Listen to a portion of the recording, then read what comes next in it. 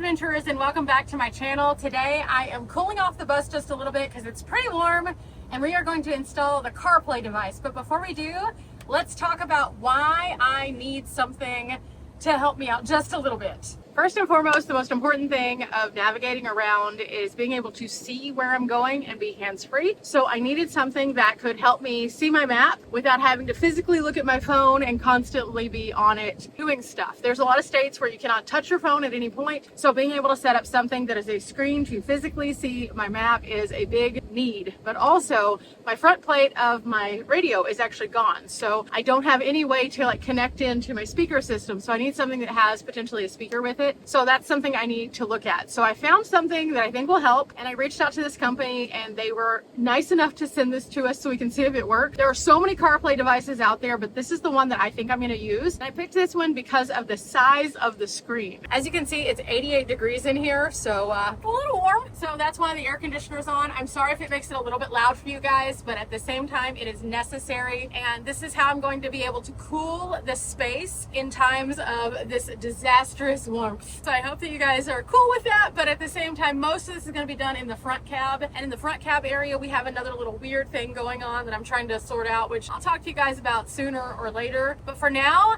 let's look a little bit closer at the device itself so that we can get a few more ideas on if it'll work. I'm going to plug it into a power station so you all can kind of get an idea as to what it looks like, what it kind of sounds like, if it's easy to pair, and then we're going to take it up front and get it set up. This is the Fahren portable screen that is available for CarPlay. This is what I'm going to be installing. The thing I like about this is it advertises it as a map navigation, aux, CarPlay, loop recording, Bluetooth, Android, AirPlay, FM available. And so this should be a great device for us to start off with. You can see it's not a super big device. I can hold it in a single hand, but let's get inside the box and see what's in here. Currently, I just have this sitting on my stove, and I figured this would be a good place to start out. Pop the top. It all came in pretty quickly, and so this should be a fun one. We have a little bit of insulation. Everything seems to be, covered nicely. And this is the main screen.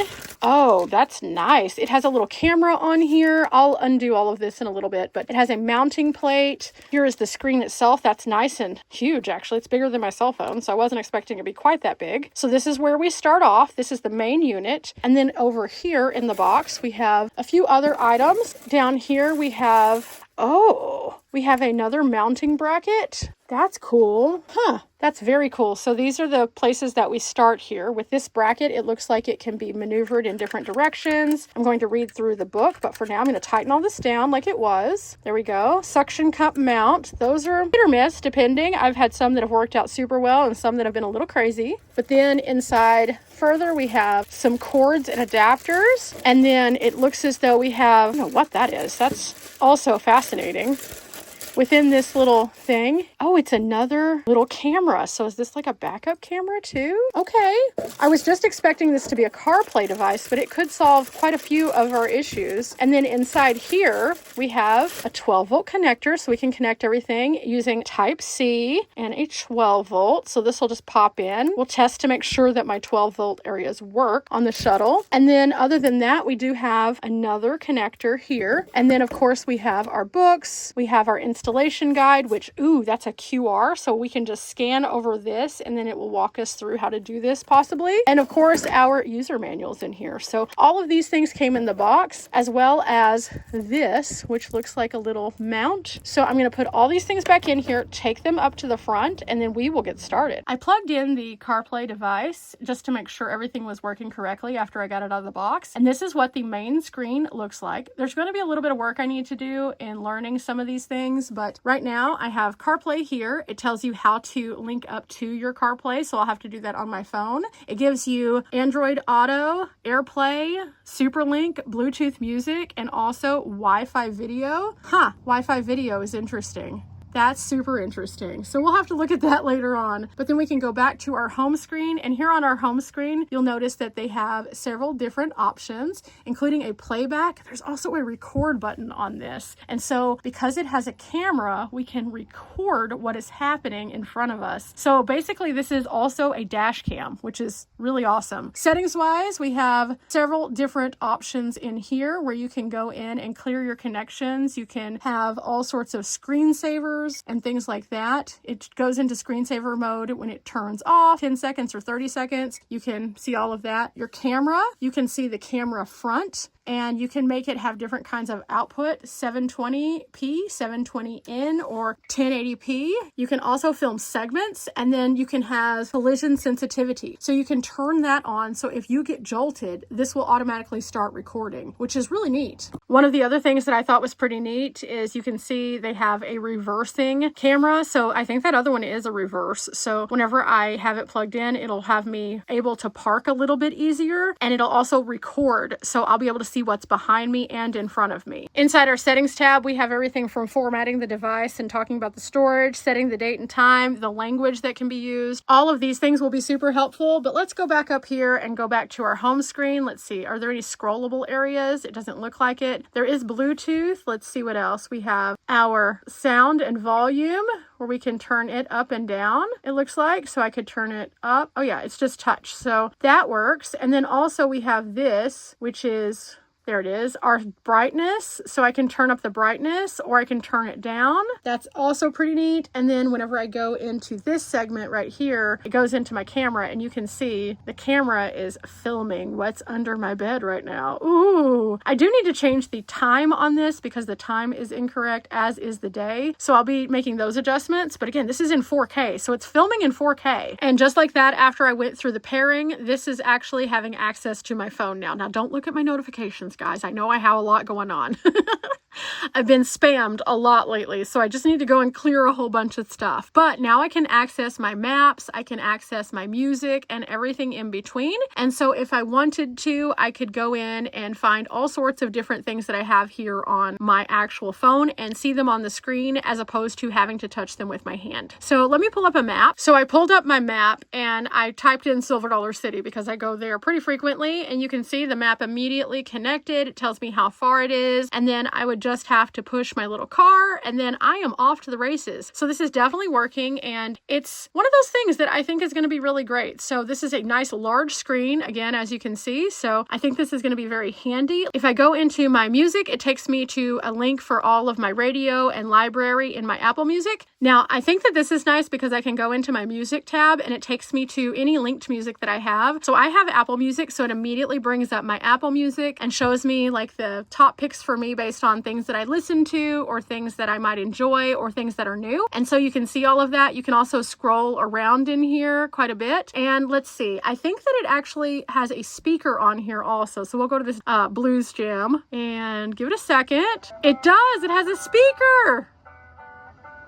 We won't play much of that because of the copyright, but it does have a small speaker. So if I can't get this to connect into my overall sound system, then I still can hear if it gives me directions, which is the main thing. It also has a readout over here for the cell service that I have with the 5G 2 bars, what time it is, which actually syncs up to my phone. So it's showing you the correct time, and then also my battery life. So all of that is included on the screen. So overall, this is going to be really good because this is a very large display screen and it has that speaker. So I think this is going to work. I just have to figure out how to mount it because the dash kind of, for the time being, there's a little power button right here, and I can turn that off, and then the screen goes off. So that works. Otherwise, the other things that you can find here are your AV lines, which we did see those in the box. There's a micro SD, and then of course that type C right here on the end that plugs in for our power. So as long as I have something to power this, be it either a 12 volt in the front or a power station, I can run this guy very easily, and it's so user friendly. It took me literally 3 seconds to set up. It was just a point, click, go to CarPlay, and you're good. Now the nice thing about this is if for some reason my 12 volts don't work, there's plenty of cable to run it back to a power station while I'm driving, no problem. And again, it's very portable and easy to use. So I could take this and put it in any vehicle that I have. It doesn't have to be hardwired. And a lot of the CarPlay devices now are very plug and play friendly, but this one especially, I literally just clicked on my Bluetooth and then immediately found the code, and then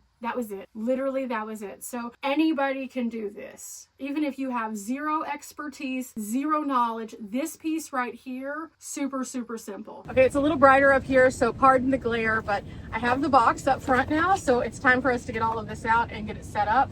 Now again, I'm not sure if I'm going to use the connector that goes to the back facing camera. I'm not sure how that's going to work. I have looked through the book a little bit, but at the same time, I'm just not sure yet on how that's going to work out for me. So the first thing I'm going to do is take this very, very long cord here and I'm going to plug it into my 12 volt and see if the 12 volt works, because that's something I have not tested yet. So for the time being, I'll plug it in right here and we'll see if this turns on. Yes, indeed, it did turn on. It's pretty bright in here, so it's harder to see, but we do have a connection. Now, as you can see, the dash kind of slopes a little bit. So wherever I put this, that's where it's going to have to stay. But also that's where that front facing camera is going to be looking out. So if I were to put it just right here, then that's where the camera would be looking out. In fact, I probably need to see what this looks like exactly on the camera portion before I decide definitively on, yes, that's where it's going to stay. This is going to be super subjective to what exactly that I would like it to look like whenever it's looking out the front.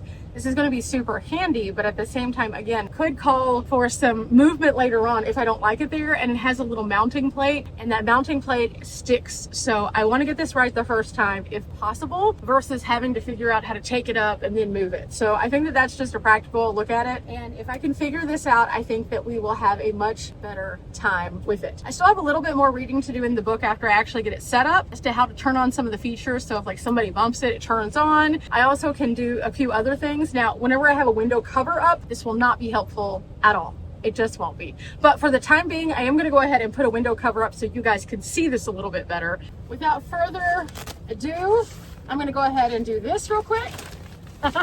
Okay, first things first, I can actually take it and tilt it, so that's going to help with that slope. So it has this little screw-in section back here, so I'm going to go ahead and tighten that for a second. It also has a place where you can raise and lower the camera. So what I can do is I can take it and you can see it's kind of sideways there. So if I use that to my advantage, I can make it even versus it tilting to the side. So I think that's going to work out well. So now it's just a question of where do I want to place it. The smart, responsible place to place it would be kind of in the center, closer to where I can see, so there's not as much of a glare. But also I'm kind of thinking about possibly turning it just a little tiny bit. That's going to make my camera shoot out that way though. So that's the only downside to these units, is that in order to get it kind of where I need it to be, it's going to be a little weird. So I'm going to go back in and see if I can adjust it any other way. Now, one of the things that I have learned over time is that every single solution is not going to be perfect for every single person. So having these little features that you can kind of move around just a little bit is super handy. And so I think that that's going to be very helpful long term. But again, getting it into the right place is the most important part. So I'm going to turn back on that camera one more time and look at it. Okay, you can see here, there's the camera and you can see my fingers there. So that is showing up a bit off because here's the seam right here, and you can see the seam on the furthest part. So in order for me to get it more centered, camera is right here, and so that's showing that it's a little off from center but not as far. So that's pretty close right there. But the problem is now the screen itself is pointed kind of cattywampus from where it needs to be. So I need to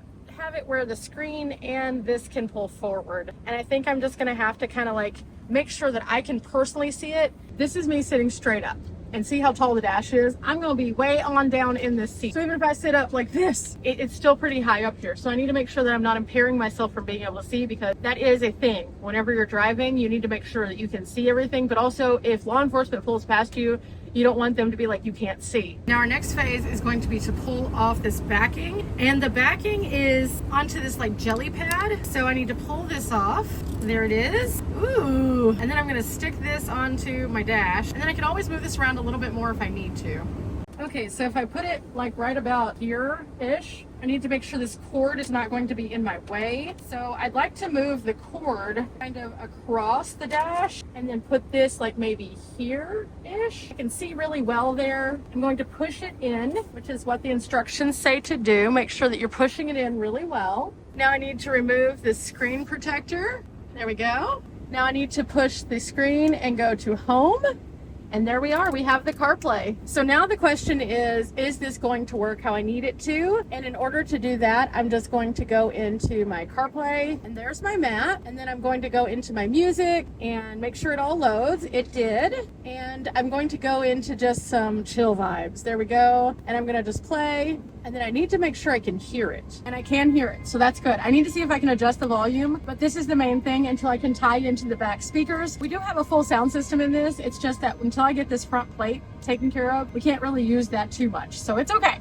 Okay, I found that whenever you go to your main menu, there's a volume button here and you can turn it up and down. There's also a couple of other things here. There's a brightness, so I can make this way brighter and easier to see on a bright day. And then also I can go back to my home, which takes me to all of my audio and video settings. And it shows here how I can do split screen mode, and I can have it in variations of what I need, as well as how I can use assistive touch, and I can turn that on and off. I can use also a left or right hand drive. I can do screensaver mode. Screensaver turns on or off. You can also do an auto dimming and also clear all your connections. Now when it goes to your camera, it gives you options. Currently I have it set at 1080p, and then you can see in here also camera formats, segment durations, and then there's a system on here too where I can set the time on this thing. The little user's manual was very handy because it has illustrations and it's very clear to understand. So it made it super easy to find that volume adjustment, and I'm so appreciative because you just have to look at the diagram, find the number, and then it takes you on a step-by-step as to how to do the different things. So this is great. Now another neat thing that this has is AirPlay, which is right here. If you tap this right now, it says CarPlay is connected. So until we disconnect the CarPlay, we can't use the AirPlay. But if I wanted to use this as like a little TV screen, I could do so by disconnecting the CarPlay and setting it up to mirror my device. You can do this on both Android and also on Apple, and you can watch movies and stuff like that on it too, which is kind of neat. I will say this, I do think it's good that you can't do that while you're using the CarPlay, because that would be dangerous. So definitely whenever you're going through your little manual here, you'll find some really neat things. I just stumbled upon the AirPlay. I didn't know it did that. So that's kind of a neat thing. And then also there's a couple of other really cool things where you can like share things to your phone directly from your device if you're recording. So instead of having to go take the card out and then do that, you can share it direct. So I think that's cool. And I'm definitely happy that we're doing this because this is going to make driving a lot easier. For now though, look at that CarPlay device. Woohoo! I've said it before, I'll say it again. Inch by inch, it's a cinch. Yard by yard, it's very hard. Each of these projects has gotten us a little bit closer to the end destination. Now we can figure out where exactly we're going while we're driving, and the speaker is loud enough where I can hear it, so I don't have to stress out about making sure it's connected to the bigger speakers. Now I just have to solve whatever is going on up here and figure that out, because my air is not pushing in the front and I don't know why. So we're gonna figure that out at some point, but for today, I think that's gonna wrap it up for us. I am tired, I am exhausted, and I have been going non-stop on lots of things beyond just this project. You'll be seeing those tomorrow. It should be kind of fun. Until next time, remember we're not here for a long time, but we are here for a good time, and I'm about to head out and get on to that good time with another plan. Until next time, bye!